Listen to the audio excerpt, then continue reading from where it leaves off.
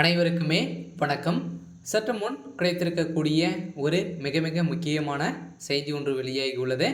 சற்று முன் சிறைக்கு செல்லும் திமுக அமைச்சர்கள், நீதிமன்றம் இறுதி தீர்ப்பு, இது மாதிரி பார்த்தீங்கன்னா செய்திகள் வெளியாகிருக்கு.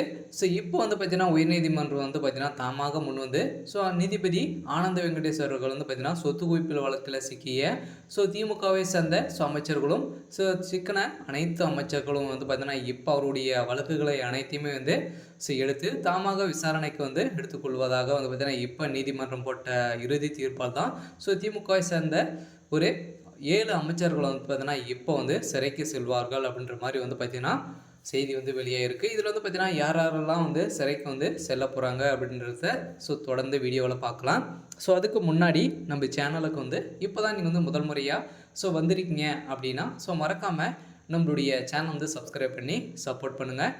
வாங்க வீடியோக்குள்ளே போகலாம். பார்த்தீங்கன்னா திமுகவில் பார்த்தீங்கன்னா ஏற்கனவே பார்த்தீங்கன்னா சொத்து குவிப்பு வழக்கில் அப்படின்னு பார்த்தீங்கன்னா திமுகவை சேர்ந்த அமைச்சர்களை அடிச்சுக்கவே முடியாது இல்லையா.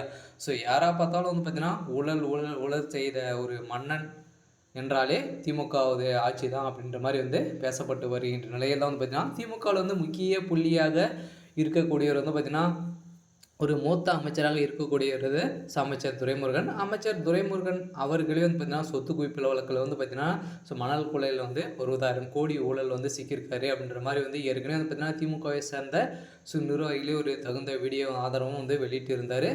இதை தொடர்ந்து பார்த்தீங்கன்னா அமைச்சர் செந்தில் பாலாஜி அவர்கள், அமைச்சர் பொன்முடி, அமைச்சர் கே ராசா, கே நேரு அவர்கள், அமைச்சர் கனிமொழி, அமைச்சர் ஏவா வேலு, அனைவருமே பார்த்தீங்கன்னா சொத்து குவிப்பில் வசமாக சிக்கியிருக்காங்க. ஏற்கனவே அமலாக்கத்துறை ரைடில் எக்கச்சக்கமான பணங்களும் சொத்து குவிப்பு வழக்கிலும் சிக்கிய அமைச்சர்கள் அனைவருமே பார்த்தீங்கன்னா இப்போ பார்த்தீங்கன்னா இன்னும் இந்த ஒரு வாரத்துக்குள்ளே இவங்களுக்கு அனைவருக்குமே பார்த்தீங்கன்னா இறுதி தீர்ப்பு வழங்கக்கூடிய அளவுக்கு தான் இப்போ பார்த்தீங்கன்னா ஏற்கனவே பாஜக சேர்ந்த ஒரு தலைவருக்கு பார்த்தீங்கன்னா ஹெச் ராஜா அவர்களுக்கு பார்த்தீங்கன்னா 6 மாதங்கள் சிறை தண்டனை வழங்கியிருக்காங்க.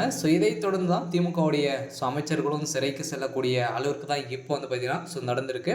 இதன் அடிப்படையில் நீதிபதி ஆனந்த வெங்கடேஷ் பார்த்தீங்கன்னா அவருடைய வழக்குகளை அனைத்துமே இப்போ மறுஆய்வு செய்து இவர்கள் அனைவரும் வீட்டிலும் ரைடில் நடத்த போகிறதாக இப்போ ஒரு பரபரப்பான செய்தி வெளியாகி வருகின்ற நிலையில் தான் திமுகவை சேர்ந்த அமைச்சர்கள் பெரும் கதி கலங்கி போய் தான் இருக்காங்க.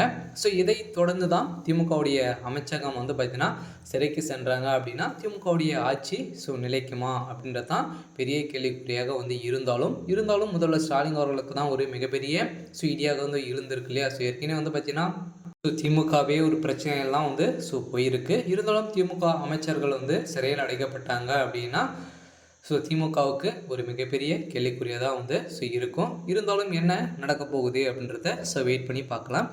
இது மாதிரி செய்திகளை தெரிஞ்சுக்கணும் அப்படின்னா மறக்காமல் நம்மளுடைய சேனலை சப்ஸ்கிரைப் பண்ணிக்கோங்க. தேங்க்யூ.